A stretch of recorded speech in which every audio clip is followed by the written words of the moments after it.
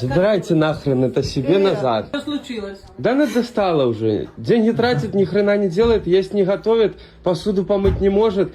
А как вот на ногти сходить, в парикмахерскую, в магазин сходить, так все А сразу. ты, блядь, не можешь с работы прийти одну-две тарелки помыть? Так, Не подожди. могу. Не лезь в нашу семью, наши отношения.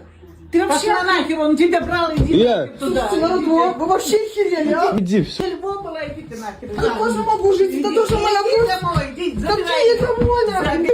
Не-не-не-не-не. Слушайте, вы меня тут убить Всё. решили или где? Все, забирайте.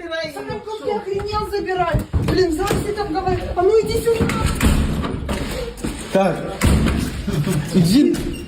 Мама, это вообще нормально? Ты меня в квартиру не пускаешь, меня муж выгоняет. Мне на улице сейчас жить ночевать. Ты кричала «люблю, люблю» и нахер туда. Так а при чем здесь люблю, если меня Чего? в дома выгоняют? Разбирайтесь сами, нехер. Замуж выходила, кричала «люблю», я тут жить не буду, а теперь что? Домой к маме? Я одна тут привыкла, нехер тут делать. Так мне что, на вокзал сейчас идти, к мусорке жить? Куда мне сейчас идти? Ноги кидайся, уговаривай. Сейчас я в ноги ему кидаться. Слишком высока цена. Разбирайтесь сами. Слушай, нехер мне тут делать. Охренеть, а не мать, называется.